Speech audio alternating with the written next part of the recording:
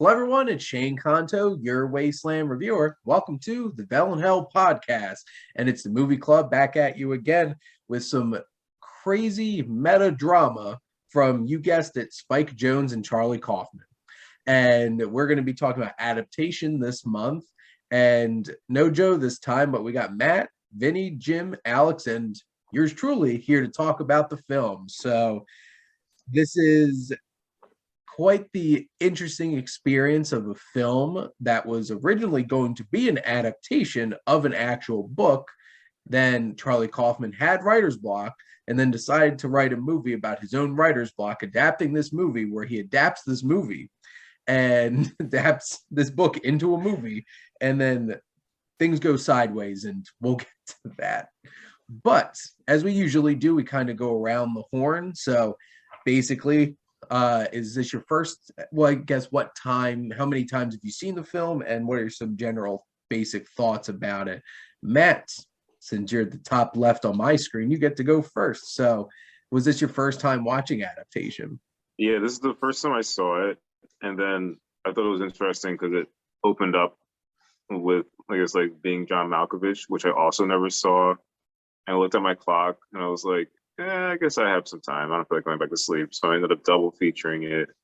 And yeah, that was a weird morning. That was really weird. I mean, good movie, really funny, really shocking. But yeah. So there's Matt's general thoughts. Interesting double feature of some Spike Jonze and Charlie Kaufman there. Malkovich, Vinnie Malkovich.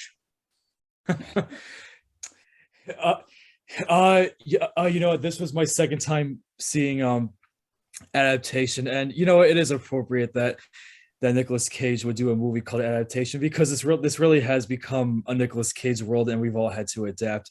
But I've never seen being John Malkovich, and I intended to watch it with over the last couple weeks, but I never got around to it. But one thing I noticed this time around while watching Adaptation and thinking about some of Spike Jonze's other movies, I don't know if he touches upon this in Being John Malkovich, but for Adaptation, Where the Wild Things Are, and Her, he does have a talent for developing stories that deal with I don't want to say like necessarily like outsiders, but people who do have like a sense of loneliness in their lives. And it is pretty neat how, like, over those three movies, they're wildly different movies, but it is, it's nice how it's cool how he's able to make these like these beautiful stories about loneliness. And what was I gonna say something. Oh, just like I was shocked that, like, I forgot, like, despite him being a talented filmmaker, he's only done four movies between 1999 with his debut for Being John Malkovich and up to today. He's done four movies, and I really want him to make more. So those are my thoughts as of now. I'll give more going forward. He's too busy doing Beastie Boys stuff. Oh, and he has a lot of credits for the Jackass movies. He's like a producer on he's been a producer on like all of them. Yeah, and he's directed a lot of the sequences in some of the movies too. Like he directed the opening Penis Godzilla sequence in the new Jackass Forever movie. Shane, I have no idea what that is. If you watch the trailer, you will have an idea of what I'm talking about. But oh no, I mean, I'm sure it's self-explanatory, but I can't really picture that in my mind. You should watch Jackass Forever. It's a lot of fun. Oh my god. But Jim, so was this your first time watching the film, or? Was it Penis Godzilla or Godzilla Penis? Because that makes a big difference in my mental image. It was a Godzilla. It was Google somebody's Home. genitals dressed up like Godzilla. Huh. Oh,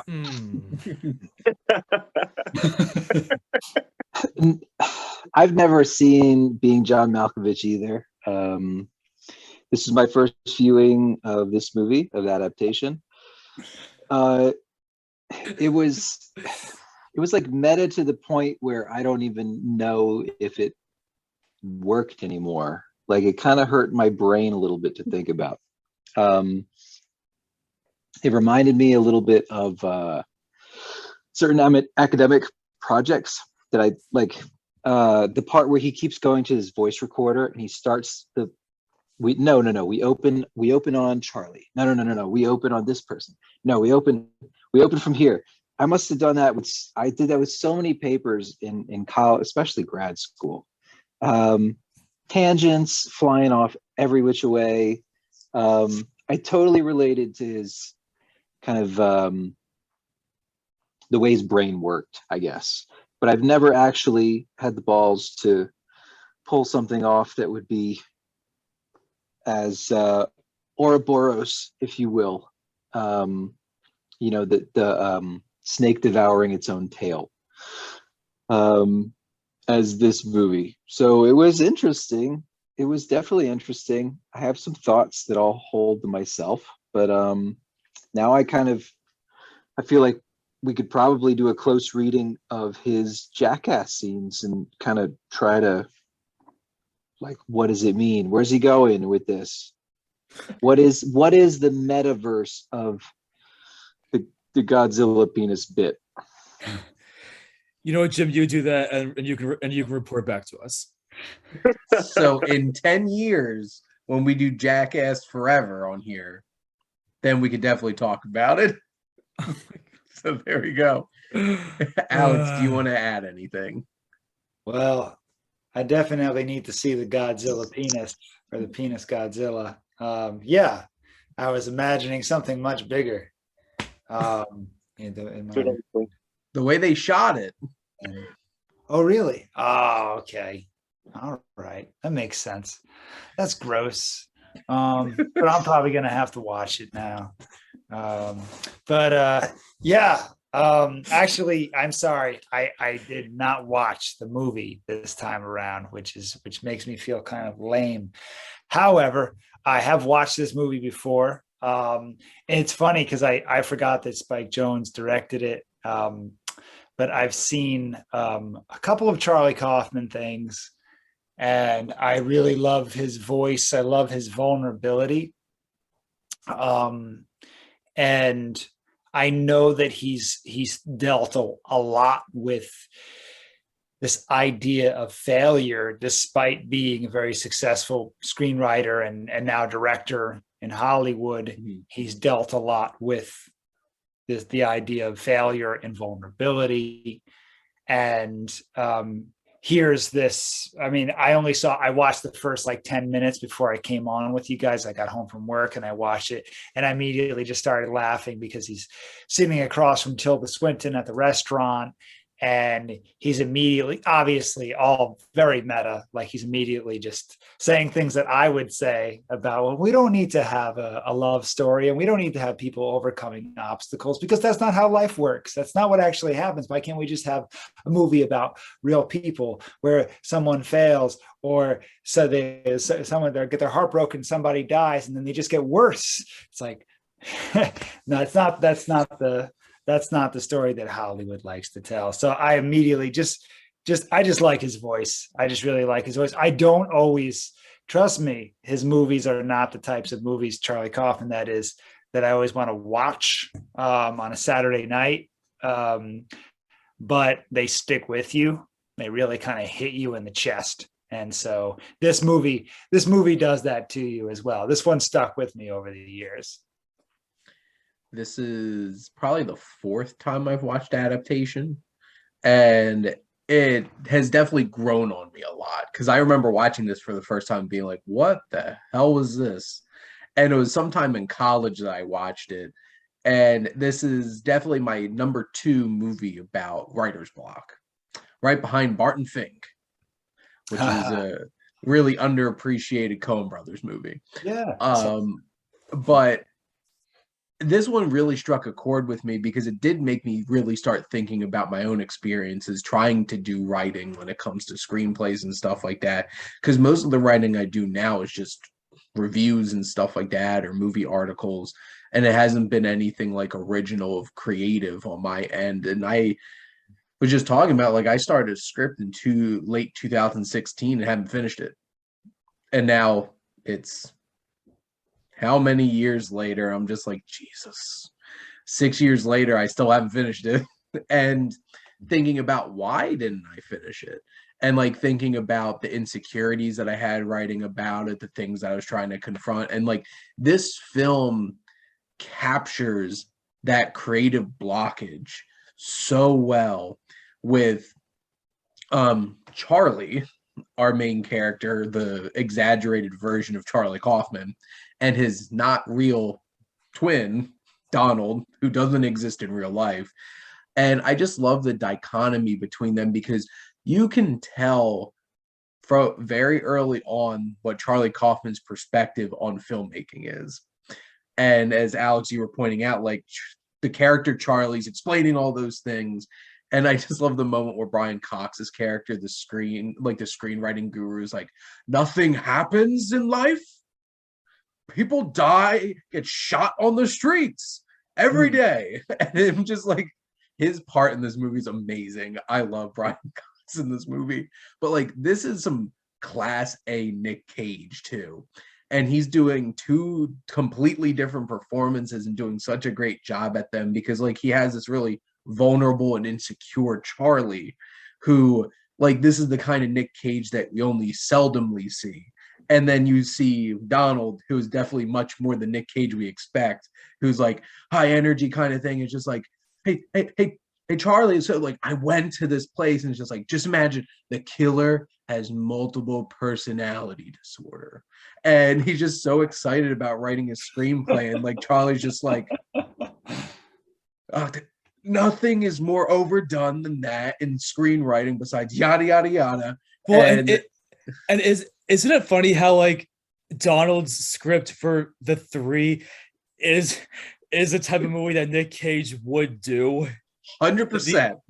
Nic Cage would 100% do that, and it'd be released on VOD, and we'd be watching it there. Except the hilarious thing is, like, everybody loves his script, and that's the commentary. Charlie Kaufman's just like, see, I make real art, and then they all love this sleazy thriller crap. And not to mention, like, him at the beginning being like, we don't need a love story in this. What do we get? A love story between Meryl Streep and Chris Cooper. And both of them are great in this movie. They're just great acting. And you just have like bit parts of like Maggie Gyllenhaal and Tilda Swinton and Catherine Keener playing herself. And Judy Greer. Judy Greer, yep. Oh, that's a painful scene when he tries to ask her out and she's like, oh, let me get your dessert. And So he's just like hard dejected. to watch. So hard to watch. And then all of the cursory scenes of him having sex with all these women, but not actually, because he's just imagining them. And it's just like, this film is so meta to the point where it's just like, how did Charlie, like, only Charlie Kaufman would think about, I'm having writer's block. Let's make a whole entire movie about writer's block of me trying to adapt this movie and my characters trying to adapt this movie, this book into a movie. And then literally leans into every single trope that he tries to tear down, because he uses the, like, Brian Cox is like, and don't you dare use voice over narration. Yep. And it's great narration in this movie. Like, right from the start, like, you get Charlie Kaufman so well in this movie. And then it turns into a thriller in the third act, and you're just like, what the hell is this movie? So in general, this is just like, after watching this so many times, like Alex, you said, like, Charlie Kaufman films are not like, I'm gonna throw this on a Saturday night. Adaptation's one of them. I will throw that on any Saturday night and just have a ball with this because this is a ridiculous movie. Sure. This one, Just gonna say the ones he directed, different story. different Those are story. a lot more challenging. Oh, more challenging. Yeah. Like I'm thinking of ending things is like the movie is actually more challenging than the book, if you could believe that. The Wow. only reason I believe that is because it is Charlie Kaufman. And actually, Charlie Kaufman, like not to get off topic, but Matt told me Charlie Kaufman just wrote a book, or maybe he came out a couple years ago. But I'm I think just it was like 2020 it came out. okay, yeah. I got Apparently, it. like he wrote it in a way where it's like it can never be filmed, something like that. I forget Yes, what the plot's and about. it's about a movie critic finding this like 3-month long animated movie and he watches it. I can't explain it, but it sounds good. Is it like unfilmable in the way that Naked Lunch was unfilmable, or like Fear and Loathing was unfilmable?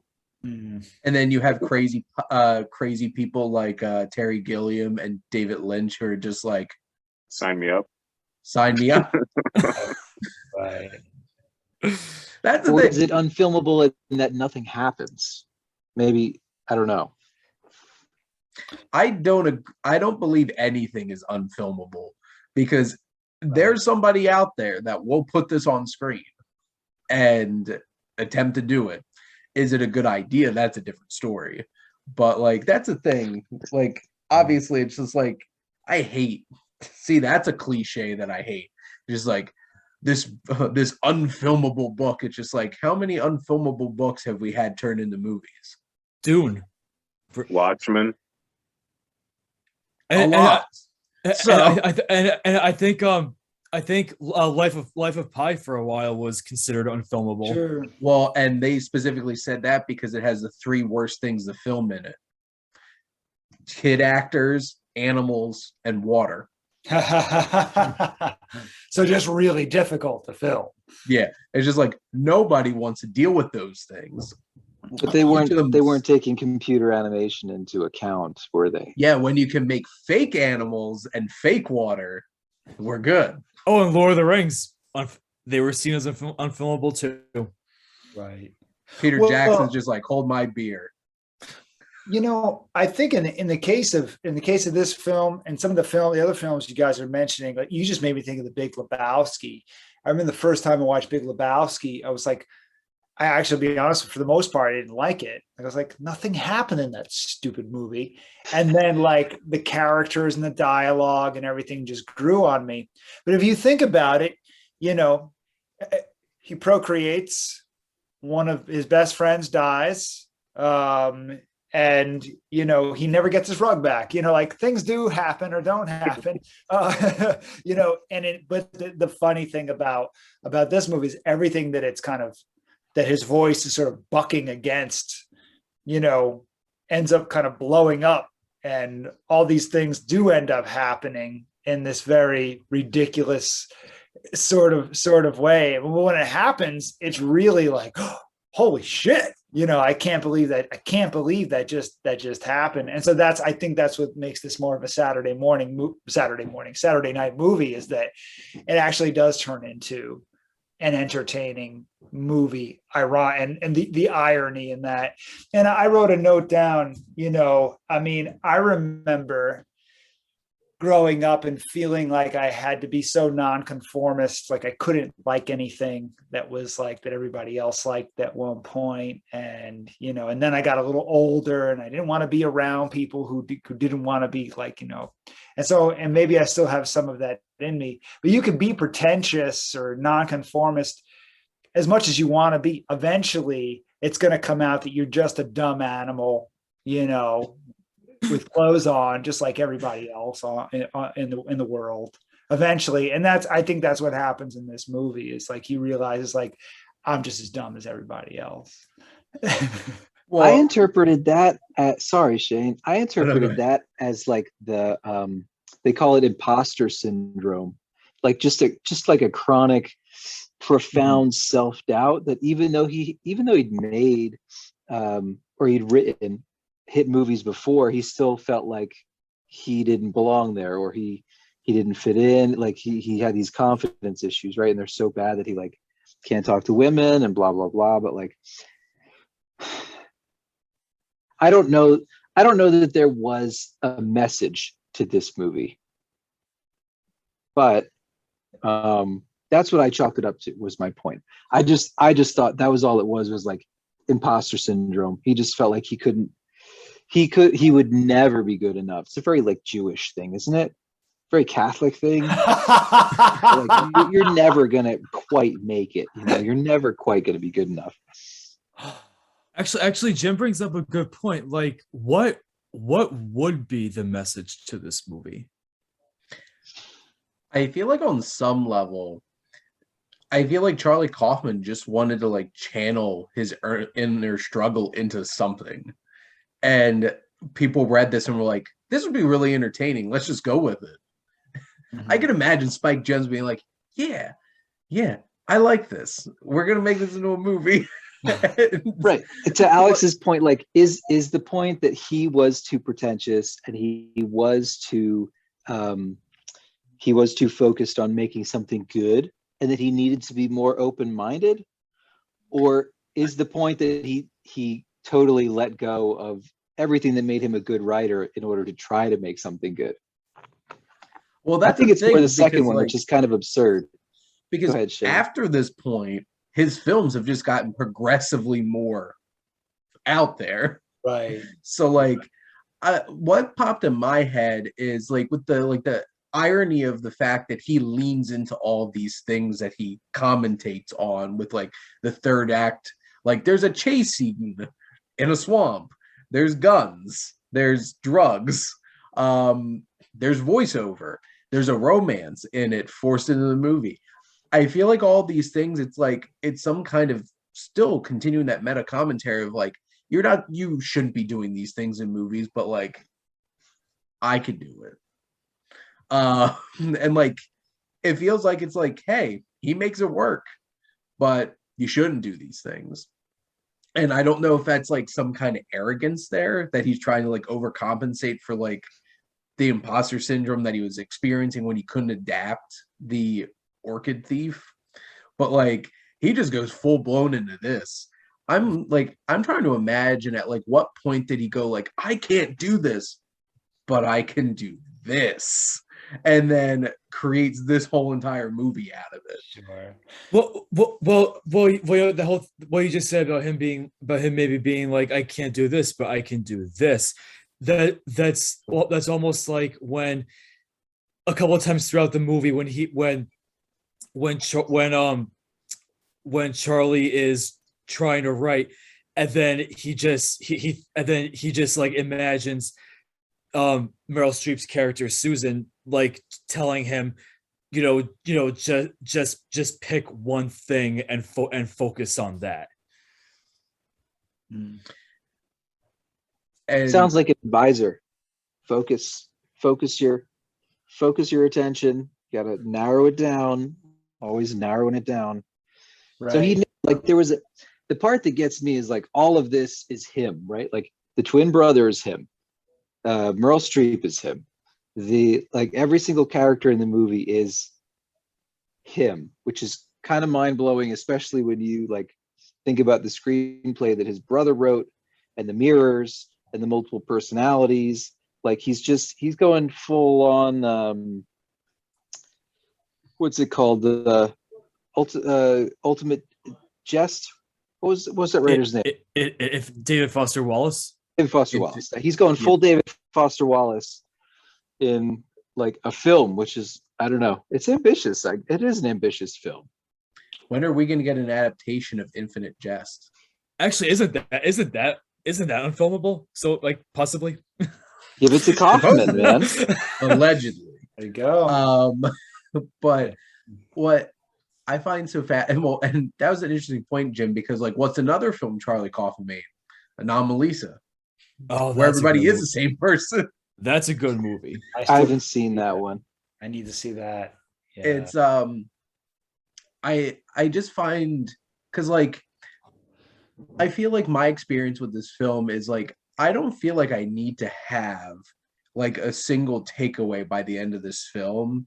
There's just an appreciation on the ability to commentate on so many things in this film and also still make an entertaining film when it really comes down to it. Because like there's something really interesting about the dichotomy that he creates throughout this whole time. It's like, hey Charles, so like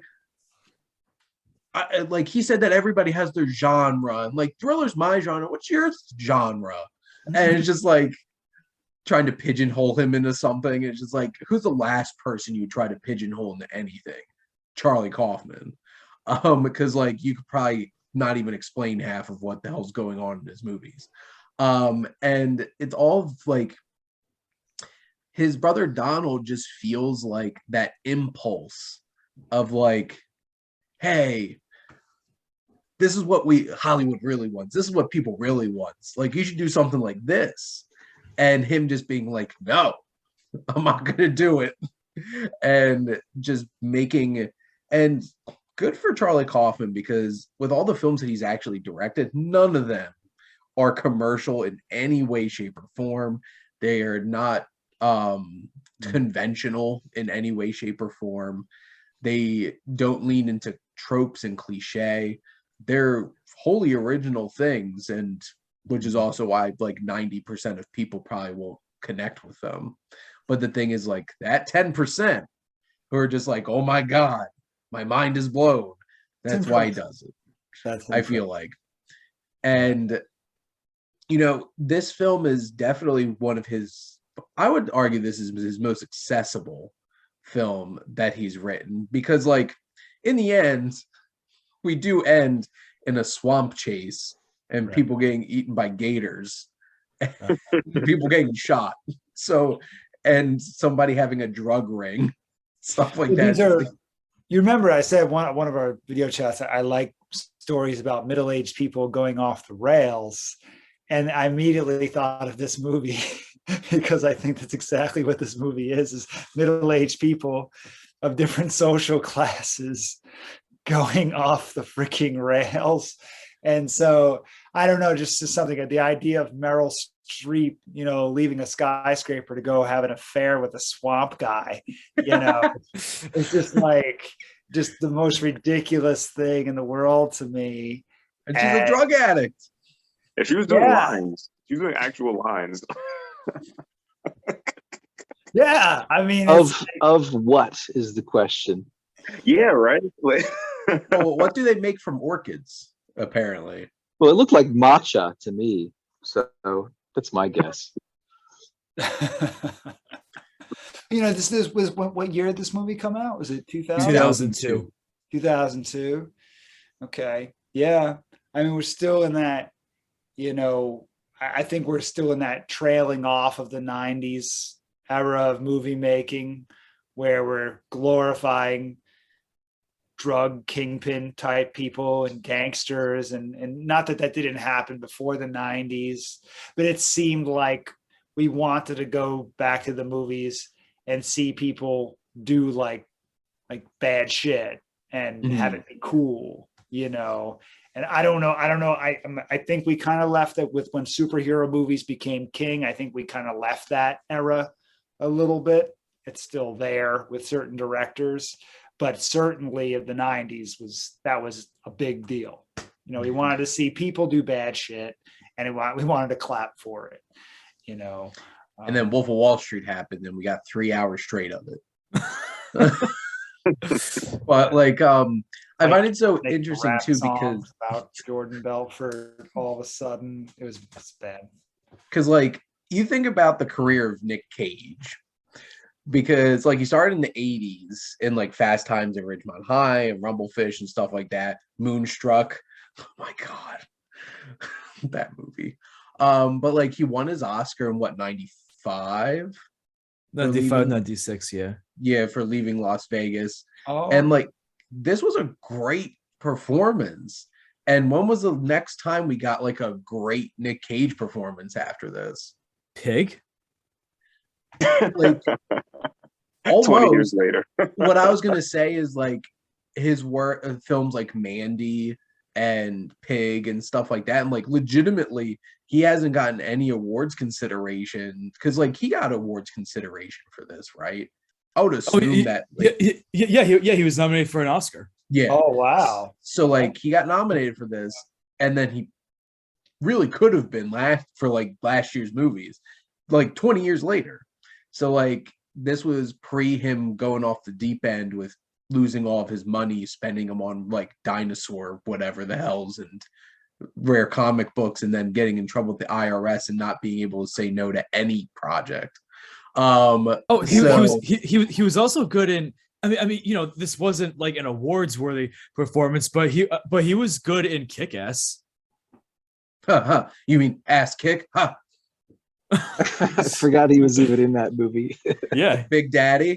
Child. I love Nic Cage. So shameless plug. What I'm soon to be coming out, my next YouTube video that I have for Scribe Magazine, where I do a series called Why I Love. Surprise, it's Nic Cage. So Perfect. Yeah. it's like you have performances like Leaving Las Vegas and Adaptation and Pig, and then you have performances like Face Off. And you have Face Off, you have Vampire's Kiss. Oh, I saw that, Matt. Face Off. Oh, like, didn't he do I mean, I haven't seen it, but he was in a movie called The Last Witch Hunter. Oh God. Yeah, that was one of his like bottom of the barrel era ones. Like within the past couple, like 2 years, he had a movie called Jiu-Jitsu, which was like this god awful, like, well, it had some cool action sequences in it, but like it was just a bad movie. And he's just this random like ancient warrior that like trains a bunch of people in martial arts. I'm like, Nic Cage? So he's in that. He's in that more Willy's Wonderland or Wally's Wonderland, that's basically Five Nights at Freddy's, where he fights a bunch of demonic possessed animatronics. Like let us not forget the Wicker Man. What's in the bag? A shark or something? The bees! My eyes! How'd he get Killing burned? me won't bring back your honey! How'd he get burned? Oh, And let's not forget the greatest moment in cinema history is Nic Cage dressed up as a bear punching a woman in the face. Matt knows what I'm talking about. Did I actually watch that movie? Like, I feel like I've seen like every single one of the clips that you guys just referenced just Don't now. watch But it. like, What's the movie? The Wicker Man. It is a The terrible slog of a movie. The but it's remake. not like fun bad. It's No. not fun bad. No, like anything in between those like clippable moments is just trash. Don't watch it. Maybe Trash. find it on YouTube. Maybe somebody edited it. Well, yeah, just watch any Nic 30 Cage minute compilation. It'll have all of them in it. I So- enjoyed National Treasure as a kid, I will say. I enjoy National We all Treasure too. saw Gone in 60 Seconds, right? Long time ago. Yeah, he was the biggest movie star in the world. I Yeah, didn't. Con Air, The Rock. I would watch Con Air on a Saturday night. I would still watch Con Air. Put the bunny back in the box. Oh God. I don't think I could watch Con Air ever again. Oh, I watched Con Air recently. The first 20 minutes of it are way too serious. I'm like, did I start the wrong movie? Uh-huh. And then it kicks into what it actually is. And like John Malkovich and Steve Buscemi, Danny Trejo, just Right. everybody in it. Great actors in there. That's true. But back to Adaptation, because like, you know, Nic Cage, this was one of his really great performances in his career, and he did 2 of them. And you have Streep, Chris Cooper. Did Chris Cooper win the Oscar for this? Yes. Yep. Wow. For Best Supporting Actor. He's great. And Chris Cooper is such a great character actor, popping up in a lot of different things. I remember watching A Time to Kill, because he's the one who gets shot and winds up losing a leg and winds up sticking up for Samuel L. Jackson in it. He's in the Muppet movie, like the new one. He's the evil oil tycoon who's just like maniacal laugh, because he can't actually laugh, so he just says that. And he has a rap in it Von too. Bernie style. He just reads it from the screen. Yeah. And like American Beauty too, which he plays the like closeted father next door. Mhm. Like Chris Cooper's there's some amazing actors in this movie. There Sorry, are. I just thought of some of the supporting characters in it because like Ron Livingston from Office Space is in this. Oh, And he's like, yeah, her, yeah, I effed her in the ass. And just like, why is this in this movie? Like, what's with this guy? Just like, I reacted so strongly watching this for the fourth time, listening to that character just say that line, and just like, what? This movie. I feel like that was one of the more transparent jabs at that. Is that his agent or his lawyer? I couldn't his really. agent. It's his Yep. agent, and he's not concerned with anything. Kind of like Matthew McConaughey in like Tropic Thunder, or it's Silicon Valley. The lawyer kind of acts like this. Like they're just not concerned at all with what they're actually supposed to be doing. You're telling me you didn't get your TiVo? Evo. Hey, it's your pecker here. Just checking in. How's things going? He's playing like Wii Sports. Oh my God. Oh, you know what? Tropic Thunder would be a fun one. Yes. Yes, I agree. And the sad thing is that is 14 years old. Oh God. Wow. Holy crap. That came out in 2008 because Robert Downey Jr. lost Best Supporting Actor to Heath Ledger for The Dark Knight. For that movie? Yeah, he got nominated for an Oscar for playing Kirk Lazarus. I don't know about all that. I don't know if That's pretty meta. I mean, if we're gonna bring things back here, that's about as meta a performance as I can remember. That is the best combination of Russell Crowe and Daniel Day-Lewis you're going to find anywhere. Chucking phones at people and then not leaving character. So there you go. But I guess, what are some other thoughts anybody has on Adaptation? So I have a quote for you guys that I want to throw at you here. It's from Meryl Streep's character. And at this point, in the movie, I still thought Adaptation, because they bring it up literally, they say the word a lot in the movie, right? I thought they were still talking about making one thing another thing. But what they're actually talking about is change, right? They're talking about evolution. They're talking about the environment around you is changing and you need to adapt to your environment, right? But she says, and it's really ambiguous because I can't tell if she's talking about the one or the other. For a human, and I quote, for a human, adapting is almost shameful. It's like running away. Thoughts? I think adapting is scary. Go ahead.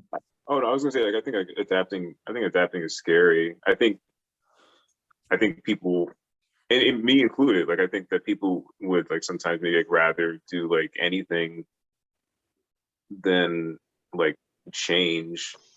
And then like when you do change it like you it was interesting like seeing her character kind of like give up like her marriage. I forget what she was saying in an earlier scene about like I understand why someone would wake up from a coma and then want to get a divorce because like it would give you like a get out of jail free card, something like that. Because you almost died. Like if you almost died, nobody's gonna tell you, like nobody's gonna talk shit on you because you've earned it, I guess. And that's just saying that she was looking for an out at that point. Well, yeah, like she's not. well, with that quote being about her saying, adaptation is almost shameful. You can also apply that to Charlie and Donald, because Donald has adapted to this Hollywood system of giving people what they want, like cheap entertainment, while Charlie wants to, he wants to remain true to himself and really like dig deep into delivering like something worthwhile. So the way I see it, Donald is a form of adaptation that Charlie seems as shameful and doesn't want to Okay. go forward with. Do you think that he grows by the end though? Like, and like all of you guys, do you think he's successful in adapting? Because I think he's going to write that ending. He's definitely writing that shootout. Because going back to one of my favorite lines in the movie from Brian Cox when he's at that bar with him, is like, the first 2 acts, you could do whatever, people could be lost. But if you send them home at the end happy, you got them. And that's exactly what this movie does. This plays around being this movie for 2 acts, and that third act turns into what you get in this movie. And it's exactly what happens. It turns into a thriller. We get a thrill ride. We get people getting shot by gators, all that fun stuff. And you're just like, damn. And get sent home. And that's the movie that Charlie Kaufman's going to go home and write. And that is exactly what Charlie Kaufman wrote. We talk about, sometimes you'll hear me talk about grindhouse movies. I haven't even seen that many, but the ones that I have seen, like even the one we watched, what was the one we watched with Nic Cage recently with Joe? Oh, Mandy. Yeah, Mandy, right? Like, whoa, what the you got everything from that movie. Like, we talk how much we love grindhouse movies because it's almost like they have permission to be movies. Like, they have full on permission to be movies, do whatever the hell they want to do, be entertaining, like an Indiana Jones movie, right? Indiana Jones movies have like permission to be movies. They don't have to like massage some sort of intelligence that's there or not there. And it's interesting to me, something like this. I know I missed watching it this go around, but the end of it feels like such a mess, and the rest of it feels like this very, kind of like liver on a plate essay, but it's just so funny, that he just kind of gives all the permission at the end. It's like he's been holding the lid on it the whole time, and then pulls the lid off and it just explodes, so I don't know. I mean, it's I think that there's this interesting thing going on here with a sort of restraint, all this restraint. I think what Vinnie said, along with the quote that Jim brought up, this idea of the adaptation is it's almost shameful. I think people try to strike a balance in their creativity with adapting to what audiences want while still having your voice and still expressing something. But I think this really feels like an artist struggling with, just the idea of being a storyteller. And it's like, the interesting thing, this could have failed. I think the only reason why it succeeds is because he really is a great storyteller, and he doesn't restrain that vulnerability. He doesn't stop from being vulnerable. He's not afraid to fail. And he does have a unique voice, but this could have very easily failed, because it is a mess. By the end, it's a complete mess. Yeah, it's a pretty harsh tonal shift, right? from the first two acts. I don't even know where I draw the line between Act 1 and Act 2, really, but like, Yeah. Would this work on a stage? If you were writing this for a stage, for a theater, how different? Well, How different would this be? Just, I mean, I only watched the first 10 minutes this time around, but just going from LA, I believe was it DTLA to where the hell were they? In the jungle there, like just LA and New York down to Florida. Florida. Fakahatchee.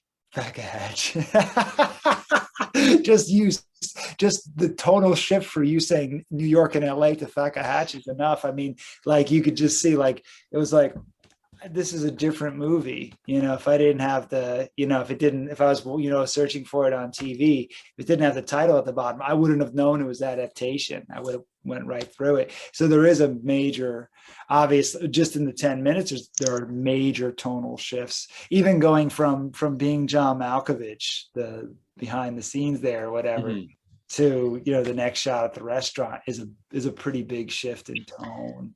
It's interesting because like I can think of at least one other film where it's just like that framed narrative where it's just like, am I watching a different movie? Because it really is a different story within the movie. I like one film that like Nocturnal Animals, where it's just like, Yep. I'm lukewarm about the frame, but like I love that story within a story. Yes. Like I am enthralled with that whole story with like Jake Gyllenhaal and Michael Shannon and Aaron Taylor Johnson. Dude, it's like a true crime. It's like one long true crime episode. Definitely check out the book because the book is fantastic. Yeah, and like some of the because like that's the kind of thing where it's just like it's so different. Like that could have just stood as its own movie, and like on some level, what's going on with Meryl Streep and Chris Cooper was supposed to be the movie because it was supposed to be the Orchid Thief, but Charlie Kaufman didn't quite get there, and then had to like create this whole entire thing around it. And it is true, like that second that they follow her to Florida, this movie goes sideways. Like what's going on here? And like she's still having this affair. They're like making all these drugs. They're drug addicts together. They start threatening people's lives. Where Streep's like, we gotta kill him. It's just like, what? At that moment, it was in my head like 10 seconds before she said it, and they kept pausing, and then he would pace a little bit or something, and like he knew exactly what we thought she was going to say because we'd seen a million stories like this play out on the screen before, Which, and like going back to your initial comment, Jim, about adaptation, obviously it's a big interpretation of like how people feel about adaptation, because like obviously that quote you're thinking about, like Charlie Kaufman doesn't want to adapt. He wants to be able to be his creative force. But to me, living is adaptation. If you just are static and choose to not grow and adapt, then what the hell's the point? And obviously there's a deep conversation you could have about that. But also if you think about it from like a creative standpoint, because we have great screenwriters out there that are these amazing original creative forces. And then you have adaptations. And just like everybody complains about, God, can't they have an original thought anymore in terms of movies and stuff like that? But, you have this, which Charlie Kaufman takes an adaptation and makes it the most original adaptation I've ever seen. Just like, what the hell is this movie? That's probably in the beginning where it says, based on that the book, the Orchid Thief. I'm like, huh? Are you sure? I'm like, no, loosely. Very loosely. Yeah. And that's the thing too, because like, and It's funny because Charlie Kaufman's adapted other books too, because like I'm thinking of Ending Things was based off of a book. But like he even went next level with it and was just like, yeah, your book's not abstract enough for me. So let me make it a little bit more. And obviously I'm it's gonna like, watch that movie every February, you know. Unless I'm in a relationship, then I won't watch that movie. because you don't want to have that conversation. Right. That Hey, could honey. go with Gone Girl as like the worst Date double night. feature date night ever. Oh, that'd be the worst. If you're about to break up with your significant other, boom, both those movies. Show them I'm thinking of Ending Things and they'll break up with you. And then you don't have to do the heavy lifting. And then show them Gone Girl and I'll break up with her. I guess is that. And You then won't get even back get to together. You'll get back together. And you'll get back together. Oh no. Oh no. Depends on the woman. Depends, man. Gotta love her. You gotta love each other. Jesus. That was not the message here. From what I No, like adaptation definitely isn't about relationships. It happens to have one in it. Happens to have a romance. Happens to have some action in it. Yeah. But I do wonder though, you know, I wonder how much wrestling, how much of the stuff that happens at the end of this movie is like him just throwing, you know, caution to the wind and throwing stuff out the window, and how much of it is him, you know, continuing this battle for, it's like, okay, here you go. You want this? Here, I'll give it to you. You know, it's almost ruining this essay, you know, fuck this essay, in this essay on vulnerability and you know, trying to write something about nothing, and then, all right, fine, now I'll prove it to you that when I do that, this is what it would look like. Did you like it? Okay, you know. I don't know. like going back to what I said earlier, I feel like this is on some level him just being like, I could do this and I could do it. Like it's done really well. Like that's an incredibly tense third act of this movie. And it's just like, hey, I could mock these things and commentate on these things and eat my cake, have my cake and eat it too. And it's like, I can show that I can do it. And I feel like, because like on some level, obviously he had writer's block trying to adapt the Orchid Thief, but like you have to have some kind of feeling that like Charlie Kaufman's at the point where it's just like he's so confident in what he can do and has such strong feelings about other things that other people do. Because like you could tell that by his personality, by the fact that like how much he ribs Robert Zemeckis in I'm Thinking of Ending Things. Like he just keeps throwing up middle fingers to Robert Zemeckis in that movie, and it's just like, you know exactly how he feels because like who's Robert Zemeckis? Robert Zemeckis makes movies. Made Forrest Gump, made Back to the Future, and it's just like Charlie Kaufman's just like F that guy. Right. And well, you know, he talked about, have you ever seen the BAFTA speech with Charlie Kaufman? If you guys ever watched that, it's really good. And he makes some really good points. And he talks about, I mean, I wonder if it was a Zemeckis film where he was in the theater and he watched this movie and he got incredibly depressed because it was the most perfect movie he had ever seen. It was just perfect. Everything about it was perfect. The way it was shot and acted and everything. And he was just really depressed. He got so depressed. He talks about how depressed he got just watching this perfect movie. was it a Spielberg movie? That could have, right. That sounds like a Spielberg movie, right? You know, like, so I think it depressed him because he didn't, you know, if this is, I guess he felt like if this is what was going to be with the expectation, or if this is what was going to become the norm, that it was almost like, what would he have to say? Because what shitty little, you know, feeble-minded feeble-bodied thing was he going to do next? So I don't know. You know what I mean? Because you do. I mean, as a filmmaker in that industry, a lot of people, even Kenneth Branagh started doing superhero movies. Didn't he direct Thor? Yep. I mean, Shakespeare in the Park. Yeah, and Kenneth Branagh doesn't wrestle, right? He doesn't wrestle. He goes back and does small movies too, but there's obviously this. He does Jack Ryan's Shadow Recruit. He does Thor, but then he does 4-hour Hamlet adaptations, and then you're just like, it's a job. He looks at it like a job. I think Charlie Kaufman's the type of person who just takes things. He takes it very seriously. He takes that voice very seriously. And if he had to do Spider-Man, for example, imagine a Spider-Man directed by Charlie Kaufman. I don't know. Spider-Man into the metaverse. Into the metaverse. Yeah. So we find out Charlie Kaufman just signed on to work on the next Spider-Verse movie. He'd be like trying to get bit by different spiders, but none of the spiders would make him Spider-Man. Like that would be like the first half hour.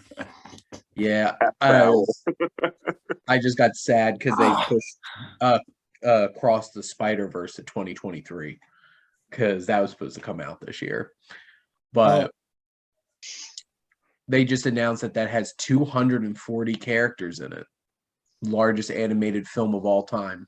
Jesus Christmas. Damn. It's gonna get crazy. Yeah, Spider-Man is popular.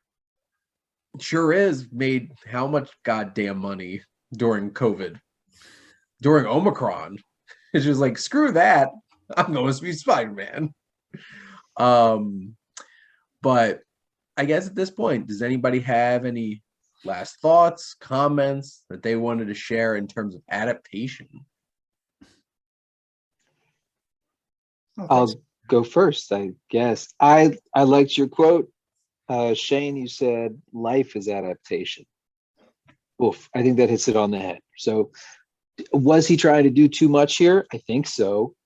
But we have to judge this movie by a different kind of yardstick than what we would usually use to judge a story, because even Matt asked a question earlier and he was like, you asked a question about Charlie, and I was like, Charlie in the story or Charlie Kaufman? Like, which Charlie are we talking about here? That just the nature of the film makes it a little bit harder to discuss because there's just so much going on. Is it worth watching? I think so. I kind of feel like I need to read The Orchid Thief for real now. I didn't know that was a real book until tonight, you guys. I had to look it up during the discussion here. Yeah. Being John Malkovich is on the list, but I'm approaching that one with a little more caution. Huh. Malkovich. Yeah. I personally, I'm Matt, I want to hear what you said briefly, your opinion on that one, because I know, Jim, you haven't seen it. That one is too weird for me. Oh man, just I can feel it in my chest. That Malkovich movie is fucking weird. It's like, and it I don't know, it disturbs me for some reason more so than this one does. I think when I was watching like John Malkovich, I think like it took me like 30 minutes to an hour to get into, okay, so this is the ride that like we're gonna be on right now, because it asks a lot of you from like the moment, because your main character is like, the moment it starts, because your main character is a puppeteer with a pet chimpanzee, and Cameron Diaz has like the scariest wig I've ever seen my entire life. Like it asks a lot of you. It's like, okay, just like strap in, you're not going anywhere. So then like the movie, it keeps going and it's like, oh, okay, so these people are trapped inside of his mind. Okay, so now they're monetizing like this, and then there's like this whole other thing where like these old people need him for some kind of his body for some kind of ritual. I feel like I sound like I'm having a stroke when I'm talking. Like what am I saying? Like it's a really weird movie, but Yeah. it's worth it to see John Malkovich wearing a dress, talking to another John Malkovich, like flirting with one another. And then in the background, like a piano player is singing Malkovich. In like a really sexy tone. Like it's a good movie. It's a good movie. It's a weird as hell movie, but it's a good movie. I'm never gonna watch it again though. I'm not gonna buy the DVD. That's the thing. I never want to watch that movie again. That's the way I feel. And not that it's a bad movie. Like it makes you feel. First of all, they made Cameron Diaz look ugly. How the hell do you do that? She's one of the most beautiful women in the world, or well, at least I used to think so. And number two, just like I'm thinking of ending things. Is that it? Yep. It's like it gives you that feeling. You're just like, something's wrong with these people. I need to get away from them. You know, even though they're not like Texas Chainsaw Massacre level people, but they're so fucking pretentious and weird and fucked up. And apparently there's a portal on the Jersey Turnpike that where the exiting of John Malkovich's brain is. Is on the Jersey Turnpike. That's right. Because great representations in New Jersey in film. Yeah, that too. Actually, absolutely. Yeah, Us Jersey boys are just like, yep. I've This is been there. peak New Jersey. That's all they see is It's Kevin Smith and then the Jersey Turnpike that you get dropped off on being John Malkovich. That's it. And then you go right into the Sopranos opening from there. Well, yeah. What I was literally about to say is then right below that is the Pine Barrens, where the Sopranos dump their bodies. You ever see the Pine Barrens episode of The Sopranos? I'm not up to that yet. Okay, that's one of the funny. If you don't like The Sopranos, but if you just skip to that episode, that's a funny episode. It's really funny. They just, long story short, they get lost. You know. Woke up this morning. I'll just throw that on while I'm driving because Italian American from New Jersey. I obviously love The Sopranos, right? There's some good. It's a good show. It is a good show. I do have to say, yeah, for sure. But yeah, man. Adaptation. Well, anything by Charlie Kaufman is weird. Anything by Spike Jonze is weird. You put them together, they have some surprisingly great synergy in terms of voice. And because we didn't really talk much about Spike Jonze's direction, because that's the thing. I feel like Charlie Kaufman's the star of this movie. His writing is what really brings you in here. But Spike Jonze makes this come to life. And I feel like if Charlie Kaufman didn't have Spike Jonze for being John Malkovich, and then this, would he have felt as it feels like one of those kinds of things where he picked up from working with a specific person. Because I know Clint Eastwood talks about very specifically, there's two directors that set him on his path as a director. And it was Sergio Leone and Don Siegel, who did Dirty Harry and The Beguiled. So you could see both of them in his filmmaking. Definitely Siegel, a lot, with some of his film. But I feel like Charlie Kaufman probably learned a lot of directing from Spike Jonze. And that's the thing. Spike Jonze, those were his first two feature films. The rest of the stuff he was doing was music videos. Right. And still does tons of music videos. That's what he seems to primarily do. I remember in the 90s seeing, I think it was TLC's No Scrub.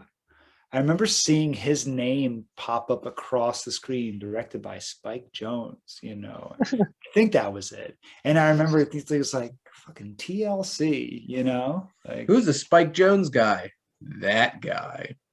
Yeah. Happy Together in this kind of felt like James Gunn throwing a random dance number into anything he does for me. I don't know. In a good maybe way. Maybe. What's that? In a good way or a bad way? Ask me later. I don't know yet. So Spike Jones, like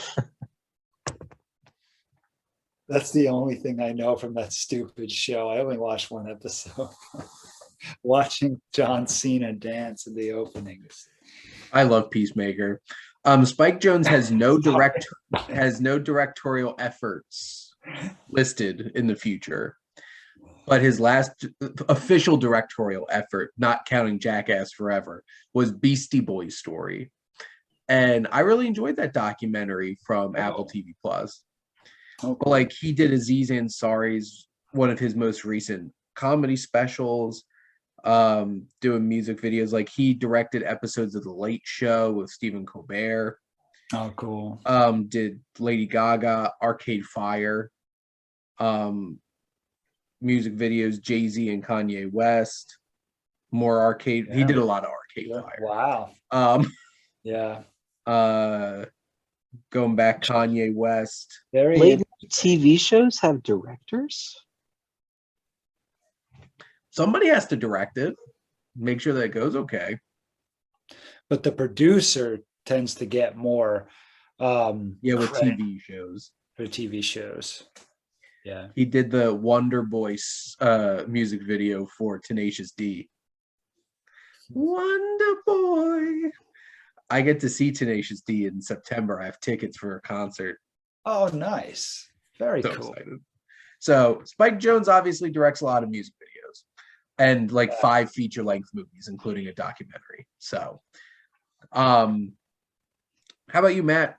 Any last thoughts? I mean, it was a good movie. It was odd. I like the fact that he didn't end up with the girl in the end. I feel like that was like a good piece of evidence for me in terms of like, did he adapt? Did he grow, or did he turn into an incel? And he didn't turn to an incel, so that was good. But no, but like he that's takeaway. No, but I think he did a really. I think this movie, to really get it, and I don't know if I necessarily want to really get it on like maybe like on all like the cylinders that probably it could be appreciated on. I feel like someone would have to like watch it maybe like twice or 3 times to really kind of like sink your teeth into it.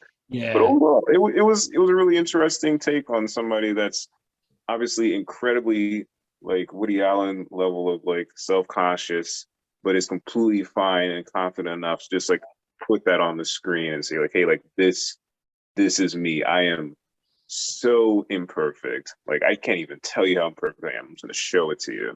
That's pretty awesome actually. But yeah. Played by balding, overweight Nic Cage. I think the Woody Allen comparison makes a lot of sense. I you can argue against this. I feel like Charlie Kaufman, there's something darker with Kaufman than Woody Allen is like a glass of wine. There's vulnerability for days. Don't get me wrong. And they both love talking about masturbation. Like, love it. Love it.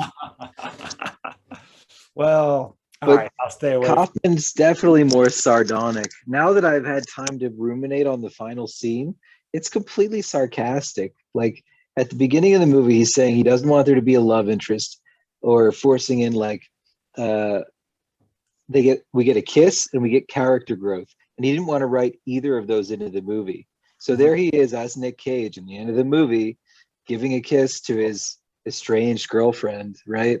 And that's supposed to show us that he's like changed as a character, but the whole thing is completely it's like it's just thrown in our face, you know, at the end of the film. I don't think I got that at the moment, but Right. You could kind of, on the flip side of the quote about the thing with being, it's almost shameless or shameful. When I first heard you repeat that quote, it really made me think because, I one of my favorite quotes from a friend of mine who said, one of the toughest things is to try to be an adult in an adolescent world, and we are fed time and time again, stories that, you know, have the same sort of journey, the same sort of things that we're used to hearing, you know, the kiss, you know, your first kiss, you have sex, you do this, you do that, you know what I mean? You win the game at the end, you're the best around, you know, all that stuff is like really stuff that you really need to hear and need to see and feel when you're a teenager, you know, or maybe even in part of your 20s. But then you get older and, you know, Daniel's son kicking somebody in the face at the end of a tournament, does it really do it for you anymore? You know, Rocky beating the Russian at the end of Rocky 4 really have the same meaning for you anymore? I mean, you know, no. You just start watching Cobra Kai instead. Right. Okay. Well, that's a great freaking point. Now there's Cobra Kai. It's like, you know, he feels like I look at it like he's ashamed because he wants to change, but the rest of the world around him isn't going to change. You know, that's the way I kind of looked at it initially. And then I heard Vinnie and other people talking and went, oh, okay. I think you can look at that both ways. Ooh, can I bring something funny? My bad. This is completely irrelevant. I'm sorry. Go ahead, Matt. And I agree with 100% what you just said. That was the funny thing. If you talk about the next Spider-Man movie, no, I was on Wikipedia because I didn't know, because like I was looking up, I think this movie was nominated for adapted to screenplay. And I'm like, what do you mean adapted? I didn't know that this was like, I didn't know like the Orchid Thief was like an actual book. And so I looked it up. And apparently the actual author, like when she was, I guess, like given the script, she was like, I don't want you to make this movie. This is going to ruin my career. I don't know what they said to make her decide, yeah, okay, actually, you know, I'll allow a green like that. But obviously she did. And now she likes it. But initially she was like, this is terrible. What the hell is this? Really? Like, could you imagine like somebody making like a story about your life? Sure. That, you know, that's a lot to give up. That's a lot to give up. But then again, we wouldn't be talking about her book if it wasn't for this movie. I wouldn't even know about it. And they Exactly. did speak of her writing very kindly. I wonder if that was one of her provisions. Like, you have to acknowledge this passage and this passage and this passage as being brilliant, and then, you know, go ahead. Oh yeah, they kept saying that, like, such sweet little insights. Like they kept like complimenting it. Yeah. That's exactly how they got her on board. She's gonna rub that ego. It's a lot, yeah. And you know what? A lot of insecurity, and ego out in the entertainment world. You know, that's for sure. But also, they have her doing a line of coke. Cocaine. Just as a reminder. Maybe she wouldn't be down with that. And she was baring her chest. I mean, just to go there, you know. Well, I mean, Meryl's chest is probably better than her chest. I could only assume, but that's very true. If you were like, Michael Fassbender's going to play you in a movie, I'd be like, go ahead, do whatever you want to do. Do whatever you need. Ryan Gosling obviously has to play me, and obviously Charlie Kaufman they got Nic Cage to play him, and it's a very unflattering looking Nic Cage too. Oh yeah, he's balding. Like Meryl Streep, people yell at him, "You fat man." I'm just like, whoa, that's a little excessive. I mean, it's the funny thing is, his twin brother, he looks just like him, and he's got women hanging off his arms. It's like all about confidence. That's right. See, I should just watch 10 minutes of the movie every time we do these videos. There you go. All the insight. Just don't ask me about anything. Now that I think about it would definitely be Jesse Eisenberg. I wouldn't be as hot on allowing them to do whatever they want. Oh no. Yeah, who's all playing us in our movies? I said Ryan Gosling. Man. That's How about you, Matt? I don't think I would get Ryan. I don't think Twitter would like it. true Elon, man. On that note,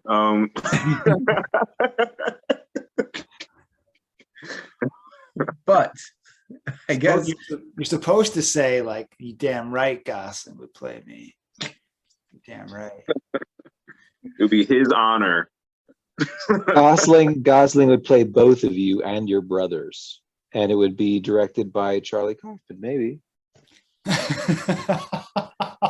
It's like Ryan Gosling trying to be like Eddie Murphy. they're His gonna last have film. to age me up and cast Jermaine Clement.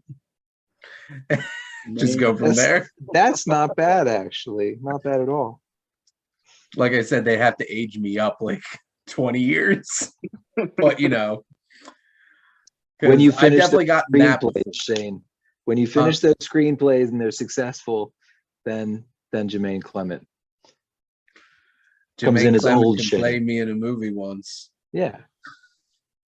Oh, I And can see it. they could rewrite me as a Kiwi. I don't mind. I They can could see do his it. accent and everything. There you go. But anyway, speaking of strange adaptations, it's definitely the mutton chops. That's definitely why people have told me that I look like Jermaine Mutton. Clement. The mutton chops. That's for sure. And then when I had them like down to here, then it was like, you look like Wolverine. I'm like, duh. What's the point? What do you think I was doing? It's all on purpose. Matt remembers. I remember. You saw the jacket? I do. I have my leather jackets. Don't fit very well right now, but that's another story. But this was a spirited conversation about adaptation. And hopefully we'll have just as much of a spirited conversation about In the Mood for Love next month here on the Movie Club on the Mental Health Podcast. I'll watch that one, I promise.